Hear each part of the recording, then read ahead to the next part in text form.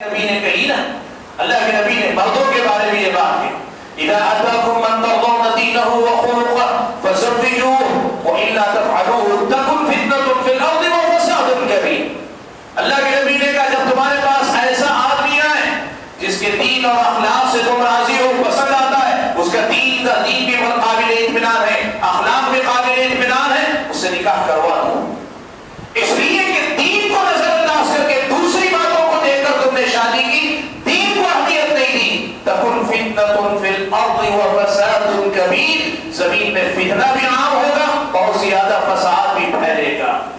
آپ دیکھ لو جن گھروں میں دین بنیاد نہیں ہوتا، ان رشتوں میں اللہ تعالیٰ ڈال دے، توفیق دے دے تو بات الگ ہے، ورنہ اکثر و بیشتر اس رشتے تو قائم رہتے لیکن اندر سے کھوکھلے رہتے ہیں، اندر سے رشتے کھوکھلے ہوتے ہیں۔ حقیقی دینداری، دیکھیں دو باتیں، کئی بار کیا ہوتا ہے، ظاہری دینداری حقیقت میں کوئی دینداری نہیں، اوپر سے دکھاوے کی دینداری، یہ رشتے بھی نقصان پہنچاتے ہیں، اور وہی کچھ بے دین رشتے دار وہ بھی نقصان پہنچاتے ہیں۔ لیکن جو رشتے خالص دینداری پر مبنی ہوتے ہیں نا، وہاں رشتوں میں برکت ہوتی ہے، خیر ہوتا ہے۔ اللہ کے نبی نے کہا، یہی بات اللہ کے نبی نے خاتون کے بارے میں کہی نا، فاظفر بذات الدین تربت یداک، دیندار لڑکی کو حاصل کرنے میں کامیاب ہو گئے، خوش ہو جاؤ کہ تمہاری زندگی کامیاب ہو جائے گی۔ بھائیو، صحیح جوڑے کا انتخاب یہ بہت ضروری ہے۔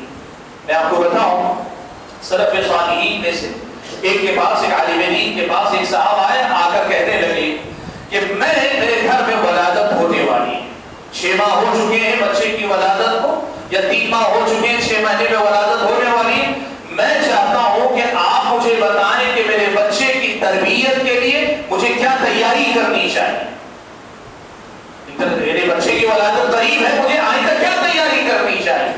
انہوں نے کیا جواب دیا آپ کو معلوم ہے؟ انہوں نے کہا تم نے تو آلریڈی دیر کر لی ہے، یہ تو تمہیں جو شادی سے پہلے پوچھنا چاہیے، شادی سے پہلے پوچھنا چاہیے تھا۔ بچے کی تربیت اس کی پیدائش کے بعد ہوتی ہے، یہ ہم عام سمجھتے ہیں، لیکن اصل مسئلہ ہوتا ہے بچے کی تربیت کی پہلی بنیاد صحیح ماں کا انتخاب ہوتا ہے، اور یہ شادی سے پہلے ہونا چاہیے۔ پہلی بات صحیح جوڑے کا انتخاب کرو، پہلی بات صحیح جوڑے کا انتخاب کرو، اور اس میں بات میں کہوں تو برا نہ مانے، آج ہمارے گھروں کا، ہماری بستیوں کے ماحول ہے، وہ کیا ہے معلوم، ہمارا لڑکا جیسے ہو لیکن ہمارے گھر کے لڑکے کو لڑکی دیندار چاہیے، لڑکا چاہے جیسے ہو، بے دین بھی ہوگا، بے نمازی بھی ہوگا، غلط عادتوں میں بھی ہوگا، لیکن لڑکی دیندار ہونی چاہیے۔ کیوں؟ کیا لڑکی کا حق نہیں کہ اسے لڑکا دیندار ملے؟ کیا صرف لڑکے کا حق ہے کہ آپ کو بہو جو ہے اس کو بیوی اچھی ملے، دیندار ملے، آپ کے گھر کو بہو دیندار ملے؟ کیوں ان کے گھر کا حق نہیں کہ ان کا داماد دیندار ہو، شوہر اس خاتون کو دیندار ملے؟ یہ دو رنگی چھوڑنی پڑے گی۔ انتخاب دو طرفہ دینداری کی بنیاد پہ کرو۔ اپنے گھروں کو اسلامی ماحول اگر دینا چاہتے ہو تو سب سے پہلے نمبر پہ یہ کام کرو۔ بھائیو، میں نے جیسے گفتگو کے دوران کہا، آپ میں سے بہت سارے حضرات یہ کہہ سکتے انتخاب تو ہو چکا، زندگی تو آگے جا چکی، ہم صاحب اولاد ہو چکے ہیں، اور بلکہ بسا اوقات آپ یہ بھی کہہ سکتے ہیں ہم بڑھاپے کی دہلیز میں، لیکن کیا اب بھی ہم اپنے گھروں کو دیندار بنا سکتے ہیں؟ بالکل بنا سکتے ہیں۔ یہ دوسری اہم بات ہے جسے ہمیں یاد رکھنا چاہیے، اپنے گھروں کا ماحول اسلامی اگر ہم بنانا چاہتے ہیں، مان لیجیے آج تک ہم زیادہ دیندار نہیں تھے، یا ہماری بیوی دیندار نہیں تھی، یا ہماری خواتین کے شوہر دیندار نہیں تھے، مان لیجیے کہ بے دینی کے ماحول ہی میں رشتے ہو گئے، کئی بار دونوں طرف دین کا رجحان نہیں ہوتا، کئی بار ایک طرف دیندار ہوتے دوسری طرف دیندار نہیں ہوتے، ایسا کچھ اگر ہو کر آپ کا اپنا گھر بن گیا ہے، اب کیسے اسے دیندار بنائیں؟ ایک بات یاد رکھنا، دیندار بنانے کا سب سے آسان فارمولہ یہ ہے کہ سامنے والے کو دیندار بنانے کی ترغیب مت دو، اپنے آپ کو دیندار بنانے کی کوشش کرو۔ شوہر چاہے بیوی دیندار ہو جائے، بیوی چاہے شوہر دیندار ہو جائے، دونوں دیندار نہیں ہوتے۔ شوہر اپنی جگہ تھوڑا تھوڑا کر کے دینداری کو اپنا لے، بیوی کوشش کرے تھوڑی تھوڑی باتیں، چھوٹی چھوٹی باتوں سے ہی شروع کرے، لیکن دینداری میں آگے بڑھنے کی کوشش کرے۔ ذرا ذرا کر کے جب خود کو بدلتے ہیں نا، تب جا کر ماحول بدلتا ہے۔ آج ہمارے والدین اپنے گھر کو اسلامی ماحول دینے میں، اپنی اولاد کو واقعی معنوں میں مسلمان بنا کر رکھنے میں ناکام کیوں ہے معلوم ہے؟ باپ بے نمازی ہے لیکن وہ چاہتا ہے اس کے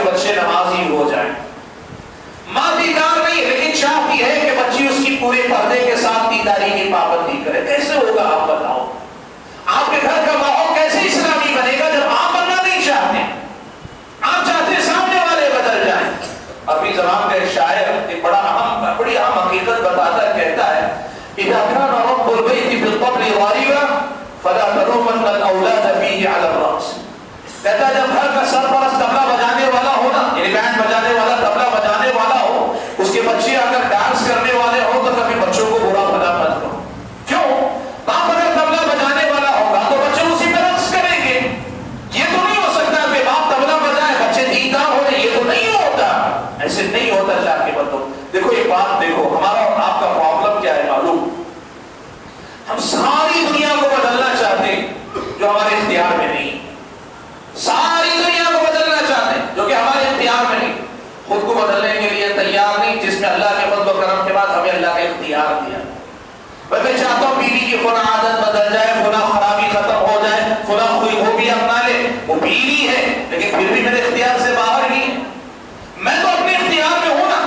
بیوی چاہتی شوہر کی فلاں غلط عادت چھوٹ جائے، فلاں اچھائی اس کے اندر آ جائے، فلاں نیکی کرنے والا ہو جائے. شوہر شوہر ہے، اس کی باتیں مانتا ہوگا لیکن پھر بھی بیوی کے اختیار سے باہر ہے. اصل چیز یہ بات یاد رکھیں، ہم اپنے آپ کو اگر بدلنے کی بات کریں گے نا، صرف شوہر اگر دیندار بننا شروع کرے اور حکمت کے ساتھ اپنی بیوی کو لے کر چلے، شوہر کی نیکی بیوی کو متاثر کرے گی، بیوی کی نیکی شوہر کو متاثر کرے گی. جلد یا دیر دونوں کے دونوں بالآخر نیکی کی راہ پہ ساتھ چلنے والے بن جائیں گے. یعنی اللہ تعالیٰ آپ کی نیکی کی برکت اس کے اوپر ظاہر کرے گا، اس کی نیکی کی برکت اللہ تعالیٰ اس کے اوپر ظاہر کرے گا. یعنی آپ کی نیکی کا فائدہ آپ کے شوہر یا آپ کے جوڑے میں تبدیلی لا کر اللہ تبارک و تعالیٰ دے گا. یہ اللہ تبارک و تعالیٰ کی طرف سے بہت بڑا انعام ہے جو ملتا ہے. اسی لیے ایک بات یاد رکھو اللہ کے بندو، آج ہمارے گھروں کا ماحول اسلامی کیوں نہیں بنتا؟ باپ جیسا تھا اسی رخ میں رہنا چاہتا ہے، خواہش یہ کرتا ہے کہ اس کا گھر اسلامی ہو جائے. نہیں ہوتا. آپ کوشش کرو، آپ اگر 2 قدم چلیں گے نا، بیوی 3 قدم چلیں گی، بچے 10 قدم آگے بڑھیں گے. آپ تجربہ کر کے دیکھو اس چیز کا. بیوی اگر 2 قدم چلے، ہو سکتا ہے شوہر آگے چل کے 4 قدم چلے گا، آپ کی اولاد 20 قدم آگے جائے گی انشاءاللہ. کچھ حرکت دکھاؤ، کچھ کر کے دکھاؤ، کچھ تبدیلی دکھاؤ اپنے گھروں کے اندر، کچھ تبدیلی اپنے اندر لاؤ. بھائیو دیکھو، دنیا کا بہت سیدھا مسئلہ ہے. جو لوگ ساری دنیا کو بدلنے کی بات کرتے ہیں لیکن اپنی طرف دیکھنے کے لیے تیار نہیں نا، وہ دنیا نہیں بدلتی. اور جو لوگ خود اپنے آپ کو بدلتے ہیں نا، وہ خود کو بدل کر اپنے گھر کو بدلتے ہیں. گھر سے پھر خاندان قبیلے پہ اثر انداز ہوتے ہیں، اور پھر خاندان قبیلہ پوری بستی پہ اثر انداز ہوتا ہے، اور بستیاں پھر آگے بڑھ کر بستیوں کو متاثر کرتے ہیں. دین ایسے چلتا ہے، دینداری ایسے اپنا راستہ طے کرتی ہے، اسلامی ماحول ایسے بنایا جاتا ہے. اس لیے باتیں بڑی بڑی لمبی لمبی کرنے سے زیادہ اچھا ہے چھوٹی چھوٹی تبدیلیاں اپنے اندر لانا شروع کریں. بڑی بڑی دنیا میں انقلاب لانے کی بات کریں، دنیا کو بدل کر رکھ دینے کی بات کریں، اس سے تو اچھا ہے کہ اپنے روز کے معاملات بدلتے چلے جاؤ. آج آپ کو میں بتاؤں، وقت اجازت نہیں دیتا کہ میں تفصیل میں جاؤں لیکن مجھے کہنے دیں. آج آپ کو میں بتاؤں ہماری دینداری کا عجیب معاملہ ہے. کچھ لوگ نمازی بہت اچھے لیکن ان کے معاملات اپنی بیوی، اپنی اولاد، اپنے رشتہ داروں کے ساتھ دیکھ لو، کہیں دین کی بوباس نظر نہیں آتی. کچھ لوگ معاملات میں اچھے ہیں، رشتہ داروں کا خیال کرتے، محبت سے رہتے، ان کی مدد کرتے، پریشانی میں ان کے ساتھ کھڑے ہوتے، عبادتوں کا اللہ رحم فرمائے. کچھ لوگ یہ دونوں معاملات میں اچھے ہیں لیکن تجارت کی بات کریں اپنوں کے لیے بڑے اچھے، غیروں کے ساتھ تجارت کریں، لوگ پناہ مانگتے ہیں، چاہے کچھ کر لو اس کے ساتھ بزنس مت کرو. ایسے نہیں ہوتی دینداری. دینداری یہ ہے کہ تقوی کے معیار پہ ہر جگہ کھڑے ہو، اللہ کو راضی کرو ہر جگہ. آپ اور میں اگر ہر جگہ اللہ کو راضی کرنے والے ہونے لگے نا تو پھر یقین مانو اس کی برکت پوری زندگی میں نظر آئے گی. ایسے ہمارے اور آپ کا گھروں کا ماحول اسلامی ہو جائے گا. بھائیوں 2 باتیں میں نے اب تک کہی. پہلی بات میں نے کہی صحیح جوڑے کا انتخاب کرو، اور دوسری بات میں نے آپ کے سامنے کہی خود کو بدلنے کی کوشش کرو. تھوڑا تھوڑا، تھوڑے تھوڑے سے ابتدا ہوگی، پھر ہر مشکل آسان ہوتی چلی جائے گی، ہر گناہ سے چھٹکارا بھی ملے گا، ہر نیکی کو اپنانے میں آپ آگے بھی بڑھتے چلے جائیں گے. یہ 2 باتیں میں نے کہی گھروں کے ماحول کو اسلامی بنانے کے لیے. تیسری بات، آپ اپنے گھروں کو اگر اسلامی ماحول دینا چاہتے ہیں تو ایک بڑی اہم بات ہے جسے آپ کو یاد رکھنا ہو. آپ کے گھر کے تمام افراد کو نماز کی حفاظت کرنی پڑے گی. یہ بڑی اہم بات ہے، اس کو یاد سمجھے. پہلے آپ نماز ہر مسلمان پہ فرض ہے. اسلامی شریعت کا کلمے کے بعد سب سے بڑا رکن ہے، اور عملی مسائل میں اگر آپ کہیں پہلا رکن ہے کلمے کے بعد، یہ سب جانتے ہیں، سب مانتے ہیں، اور نمازوں کی پابندی کرنی چاہیے، فرض ہے، یہ ساری باتیں اپنی جگہ پہ، لیکن میں جو بات کہہ رہا ہوں اس کو آپ سمجھیں۔ آپ کے گھر کے ماحول کو بدلنے کے لیے اس نماز کا آپ کے گھر کے اندر ہونا بہت ضروری ہے۔ گھر کے مرد باجماعت نماز پڑھتے ہوں، گھر کی خواتین جہاں تک ممکن ہو اول وقت میں، اور اول وقت میں نہ بھی ہو تو وقت رہتے ہوئے نمازوں کی پابندی کرتی ہو۔ وہاں کے بچے چاہے اسکولوں میں پڑھتے ہو، کالجوں میں پڑھتے ہو، نماز کی حفاظت کرو۔ اللہ کے فضل و کرم سے آپ یقین رکھو، آپ نماز کی حفاظت کرو، یہ نماز آپ کے دین کی محافظ بن جائے گی۔ اللہ کے ہم نماز کو ایک عبادت کے طور پہ مانتے ہیں، یقیناً بہت بڑی عبادت ہے، بلکہ کلمے کے بعد سب سے بڑی عبادت ہے، لیکن اس کا انسانوں کی تبدیلی میں کتنا کردار ہے اس کا اندازہ آپ لگانا چاہتے ہیں۔ دیکھو حضرت عمر بن خطاب رضی اللہ تعالیٰ عنہ کے بارے میں مورخین نے لکھا ہے کہ جب وہ اپنے گورنروں کو خط لکھا کرتے تھے نا، اپنے گورنروں کو خط لکھتے تو ایک بات وہ خط میں ضرور لکھتے، کہتے تھے ان اہم امورکم عندی الصلاۃ۔ آپ بتائیں حکمران اگر اپنے گورنروں کو خط لکھتا ہے تو کیا لکھے گا؟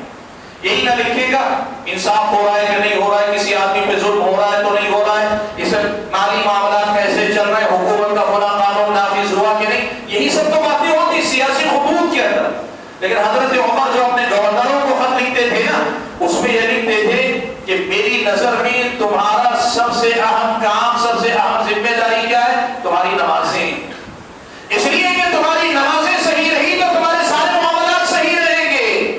آپ یہیں سے سمجھیے ایک آدمی کی نماز آدمی کے سدھار اور بگاڑ میں کتنا کردار ادا کرتی ہے۔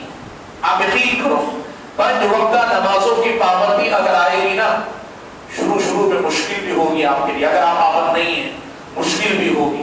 وہ مشکل کیوں ہوگی؟ زندگی غیر اسلامی مزاج کی، غیر اسلامی طرز میں گزر رہی ہے۔ اب نماز کو اپنانا صرف نماز کو اپنانا نہیں، اس نماز کے ساتھ کئی چیزیں خود بخود آتی ہیں۔ آج آپ دیکھیں ایک آدمی نمازی اور نماز پڑھتا ہے، ظہر پڑھ کے نکلا، سگریٹ پینے میں تکلیف محسوس کرے گا، کیوں؟ بدبو باقی رہی، اثر کی نماز میں بازو والے کو بدبو آ جائے، وہ کوشش کرے گا چھوڑ دوں گا۔ آدمی اگر مان لے فلم بینی کا عادی ہو، نماز کا پابند ہو جائے، معلوم ہے اگر فلم دیکھنے جاؤں گا نمازیں کو چھوٹیں گی نہیں، نماز کی پابندی کرے گا، فلمیں چھوٹ جائیں گی۔ آدمی اگر آپ نوٹ کر کے دیکھیں، ایک نماز اللہ کے فضل و کرم سے آدمی کے دین کی حفاظت کرنے والی ہو جائے۔ میرے بھائیوں، بہت سارے لوگ یہ کہتے ہیں، آج ہمارے نوجوانوں کا مسئلہ ہے، بے حیائی بہت ہے، گناہ کی طرف بلانے والے اسباب ذرائع بہت زیادہ ہیں، جذبات کو بھڑکانے والی چیزیں بہت زیادہ ہیں، اس لیے اخلاقی خرابیاں، بے حیائی کے کام، بدکاری، زنا، اس سے متعلق باتیں نوجوانوں میں عام ہیں۔ اب وہ اس کو چھوڑنا بھی چاہتے ہیں، میں بات ان کی کر رہا ہوں جو چھوڑنا چاہتے ہیں، وہ اپنے دل میں شرمندہ ہے، چھوڑنا چاہتے ہیں لیکن پیچھا نہیں چھوڑا پاتے۔ کیوں نہیں چھوڑا پاتے ہیں پتہ ہے؟ وجہ یہ ہے کہ نماز جیسی مضبوط چیز کا وہ سہارا نہیں لینا چاہتے۔ نماز ایک ایسی چیز ہے اللہ کے فضل، اگر نماز کی آپ نے پابندی کی نا، اللہ کے فضل و کرم کے بعد آپ کو خواہشات کی غلامی سے نجات دلانے میں نماز اپنا کردار ادا کرے گی۔ اللہ نے فرمایا فخلف من بعدهم خلف اضاعوا الصلاة واتبعوا الشهوات۔ انبیاء علیہ السلام کا تذکرہ کرنے کے بعد، ان کے گھروں کا تذکرہ، نیک لوگوں کا تذکرہ کرنے کے بعد اللہ نے کیا کہا؟ ان کے بعد ایسے لوگ ان کے وارث ہوئے، جانشین ہوئے، جنہوں نے نماز کو ضائع کیا اور خواہشات کے پیچھے پڑ گئے۔ اہل علم نے لکھا ان دونوں میں بڑا گہرا تعلق ہے، آپ یہ بات یاد رکھیں۔ اگر آپ خواہشات کی غلامی میں مبتلا ہوئے، یہ خواہشات کی غلامی آپ کو نمازوں سے دور لے جائے گی، آزما کے دیکھ لو آپ۔ اور اگر آپ نے نمازوں کی پابندی کرنی شروع کی، اللہ کے فضل و کرم سے یہی سے وہ طاقت ملے گی جس کے نتیجے میں آپ اپنی خواہشات سے لڑ پائیں گے، ان کو قابو میں رکھ پائیں گے۔ کیوں؟ ان الصلاۃ تنہی عن الفحشاء والمنکر، نماز بے حیائی اور منکرات سے روکتی۔ بھائیوں میں یہ بتانا چاہ رہا ہوں، گھروں کے ماحول کو اسلامی بنانا چاہتے ہیں، بہت ساری تعلیمات ہیں، لیکن نماز کو خاص طور پر اگر آپ لازم پکڑے رہے نا، یہ نماز آپ کے سدھرنے میں بڑا اہم کردار ادا کرے گی۔ میں آج ایک بات کہوں، آپ میں سے جو لوگ بھی جس حد تک نماز کے پابند ہیں، آج یہ کوشش کیجیے کہ نماز کے سلسلے میں ذرا اور اپنا اہتمام بڑھائیں۔ جیسے کوئی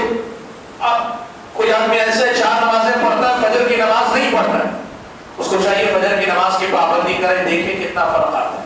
کوئی آدمی ایسا ہے کہ فرائض کی پابندی کر رہا ہے لیکن سنتیں نہیں پڑھ رہا ہے, فرائض کے ساتھ پہلے اور بعد کی سنتوں کی پابندی کرنا شروع. کوئی آدمی ایسا نمازوں کا پابند تو ہے لیکن نماز میں دل لگتا نہیں, ادھر ادھر بھٹکتے ہیں, کوشش کرتی ہے سوئی سے نماز پڑھنے کی کوشش کرے. آپ آزما کر دیکھیں یہ نماز آپ کو کتنا بدل دے گی, کتنا بڑا خیر آپ کی زندگی کے اندر آئے گا. بھائیوں باتوں میں بہت دور لے کے نہیں جانا چاہتا, اپنی نمازوں کو, آپ کی نماز آپ کی زندگی کو بدل دے گی. تیسری بات, چوتھی بات جو میں آپ کے سامنے کہنا چاہوں گا نا وہ یہ کہ بہت آسان سا پریکٹیکل سا ایک مسئلہ آپ کے سامنے رکھتا ہوں, اس کو ذرا آزما کے دیکھیے. وہ کیا ہے, اپنے گھر کے جو معمولات ہیں نا, یعنی صبح سے شام تک جو گھر میں کام ہوتا ہے, کھانا پینا, اٹھنا بیٹھنا, پڑھنا کھیلنا, بچوں کا کودنا, یہ سب جو چیزیں ہوتی ہیں نا, ان کا ایک ٹائم ٹیبل ہوتا ہے. ہر گھر کا اپنا اپنا ایک ٹائم ہوتا ہے. ناشتے کا ایک وقت ہے, ظہر کا, معاف کیجیے دوپہر کے کھانے کا وقت ہے, ظہرانے کا, شام کے کھانے کا وقت ہے, دکان پہ کاروبار پہ جانے کا وقت ہے, کاروبار سے گھر آ کے کھانا کھانے کا, یہ سب چیزیں ایک وقت ہے. آپ ایک کام کیجیے, اپنے معمولات زندگی کو پنج وقتہ نمازوں کے اوقات سے آپ جوڑ لیں. یعنی آپ کا شیڈول فریم جو ہونا چاہیے نمازوں سے جڑا رہے. کیسے جڑا رہے؟ مثال کے طور پر کب اٹھیں گے, گھڑی دیکھ کے 5 بجے مت کہیں, 6 بجے مت کہیں, آپ یوں کہیں نماز فجر سے یعنی اذان فجر سے 15 منٹ پہلے اٹھیں گے. اللہ توفیق دے تو 1 گھنٹہ پہلے اٹھیں گے تاکہ تہجد پڑھ سکیں, آدھا گھنٹہ پہلے اٹھیں گے, نہیں تہجد نہیں تو کم سے کم فرض نماز کے لیے اتنے بجے اذان سے 10-15 منٹ پہلے اٹھیں گے. اس کے بعد ناشتہ کب کریں گے, آپ اس کی ترتیب یہ رکھ لیں کہ نماز کے بعد مثال کے طور پر نماز کے 2 گھنٹے بعد ناشتہ ہوگا, 3 گھنٹے بعد ناشتہ, جو ایک وقت آپ کا ہو سکتا.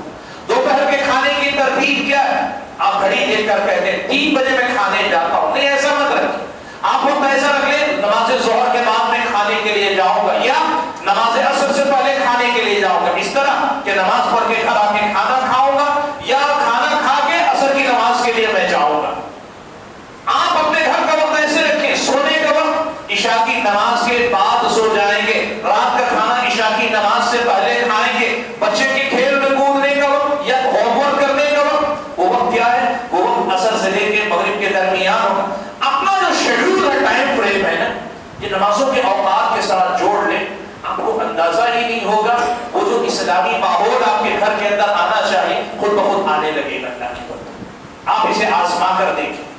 ہمارے پاس کیا ہے, ہمارا ٹائم فریم ایسا ہوتا ہے, اگر کوئی آدمی نوکری کرنے والا ہے وہ گھڑی دیکھ کر 7 بجے مجھے آفس پہنچنا ہے, 6 بجے میں نکلوں گا, ناشتہ 6:30 بجے مجھے چاہیے, کھلا چاہیے. یا آدمی بچوں اسکول جانے والے, 9 بجے بچے اسکول جا رہے ہیں, 8 بجے ناشتہ. نہیں, یہ فریم تھوڑا چینج کریں, نمازوں کے اوقات کے ساتھ جوڑ لیں. آپ کو اپنا پتا چلے گا گھر کا ماحول کیسے آسانی کے ساتھ اسلامی بنتا چلا جاتا ہے. بھائیوں چوتھی ایک بات آپ کے سامنے, چوتھی بات, 5ویں ایک بات آپ کے سامنے رکھنا چاہتا ہوں. 5ویں بات کیا ہے, یہ بڑی اہم ہے. دیکھو, گھروں کا ماحول اگر آپ اسلامی رکھنا چاہتے ہیں نا, تو پھر آپ کو ایک کام یہ بھی کرنا پڑے گا کہ گھر میں فرق مراتب کا لحاظ ہمیشہ باقی رکھیں. یہ کیا ہوتا ہے فرق مراتب کا لحاظ رکھنا؟ بھائیو دیکھو, اللہ تعالیٰ نے انسانی سماج جو بنایا ہے اس میں مرد کو قوام بنایا. باپ جو ہوتا ہے یعنی شوہر جو ہوتا ہے وہ گھر کا ذمہ دار سرپرست ہوتا ہے. عورت کو اللہ تعالیٰ نے گھر کے دائرے کے اندر ایک ملکہ کا درجہ دیا ہوا ہے. عورت اپنے گھر کی جو ہے ملکہ ہوتی ہے. اولاد کا اپنا ایک مقام ہوتا ہے. اولاد چاہے جتنی ہو جائے, باپ باپ ہوتا ہے, ماں ماں ہوتی ہے. اولاد کبھی ماں باپ سے بڑی نہیں ہوتی. ہر ایک کا ایک درجہ, ایک مقام اسلام نے دیا ہوا ہے. آپ اگر اپنے گھر میں یہ مرتبہ باقی رکھتے ہیں, فرق مراتب کا لحاظ رہتا ہے نا, تو پھر ان گھروں کے اندر ہم ایک چیز کہتے ہیں ویلیوز, اقدار, اصول, ضابطے جن پہ گھر چلتے ہیں, جن پہ اسلامی معاشرہ چلتا ہے. جس گھر میں یہ فرق مراتب کا لحاظ ہوتا ہے وہ گھر پھر ان اصول اور ضابطے پہ پابند رہتا ہے اور اسلامی تعلیمات پر عمل آسانی سے ہوتا رہتا ہے.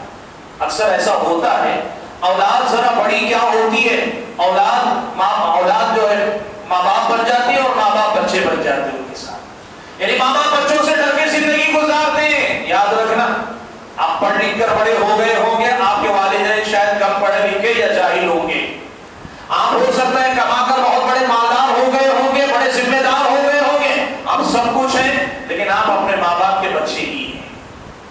یہ چیز اگر آپ یاد رکھ کر جی سکے نا کہ میرے ماں باپ ہمیں چاہے کچھ بھی ہو، اور ماں باپ یہ سمجھے میرے بچے چاہے وہ جتنے بڑے ہو جائیں، آپ یقین کریے اسلامی ماحول گھروں کے اندر باقی رہنے میں اس میں بڑا اہم کردار ہے۔ ہمارے سماج کا تانا بانا پورا بکھر جاتا ہے۔ کیسے؟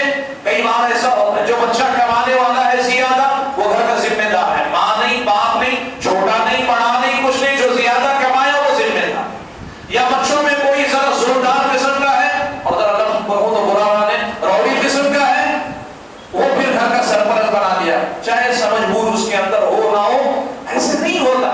نتیجہ کیا ہوتا ہے؟ سارے گھر کا سسٹم بگڑ کے رہ جاتا ہے اور پھر ماحول جو ہے وہ بن نہیں پاتا۔ آپ یاد رکھیں کہ فقہ مراتب کو اگر ملحوظ رکھیں گے نا تو پھر ہمارے اور آپ کے گھروں کے ماحول کو اسلامی بنائے رکھنے میں ہم اور آپ کو بڑی اچھی مدد ملے گی۔ میرے بھائیوں ایک بات اور میں کہتا ہوں، وقت زیادہ ہو رہا ہے لیکن میں ایک بات آپ کے سامنے کہہ دینا چاہوں گا، ایک اور بات، تو یہ دو باتیں کہہ دیتا ہوں۔ ایک اہم بات ہے جس کا خیال رکھنا۔ کئی بار ایسا ہوتا ہے ہم نہیں ہیں اور ہم نے اپنے گھر کے ماحول کو اسلامی بنا کے رکھا ہے، اچھا، لیکن ہم اپنے گھر کو ایسے محلے میں بسایا ہے جو محلہ اچھا ہے۔ یاد رکھنا میرے بھائیوں، گھر اچھا ہے، گھر کے لوگ اچھے ہیں، گھر کا ماحول اچھا ہے، لیکن گھر جس محلے میں ہے وہ گلی اچھی نہیں، وہ محلہ اچھا نہیں، وہاں رہنے بسنے والے لوگوں کے عادات و اطوار اچھے نہیں ہوتے نا، تو پھر آپ کے گھر کا ماحول اسلامی باقی نہیں رہ جاتا۔ حالانکہ آپ اچھے ہیں، آپ کی اولاد اچھی ہے، آپ کے گھر کا ماحول اچھا ہے، لیکن علاقہ اور محلے کا اثر سیدھے آپ پہ پڑے۔ اس کی مثال کیسی ہے؟ مان لیجیے کہ ایک ہاؤس بہت پاک صاف آپ نے بہت خوبصورت بنایا، لیکن وہ ہاؤس بنا ہوا ہے گندے پانی کی نالی کے کنارے۔ اب گندے پانی کی نالی سے ہاؤس کی طرف ایک سوراخ بن گیا ہے۔ آپ اپنے ہاؤس کو پاک صاف رکھنا چاہتے ہیں، آپ کیا کرتے ہیں؟ گندا ہو گیا ماحول تو آپ نے سارا گندا پانی نکال دیا اور ایک مرتبہ تازہ پانی آپ نے بھر دیا۔ 2 دن کے بعد کیا آپ کے ہاؤس کا پانی پاک صاف رہے گا؟ نہیں رہے گا۔ کیوں نہیں رہے گا؟ وہ جو گندے پانی کی نالی کھلی ہوئی ہے نا، وہاں سے تھوڑی تھوڑی کر کے سی گندگی آ رہی ہے۔ طریقہ کیا ہے؟ وہ جو گندگی آ رہی ہے نا اس کو بند کر دیں۔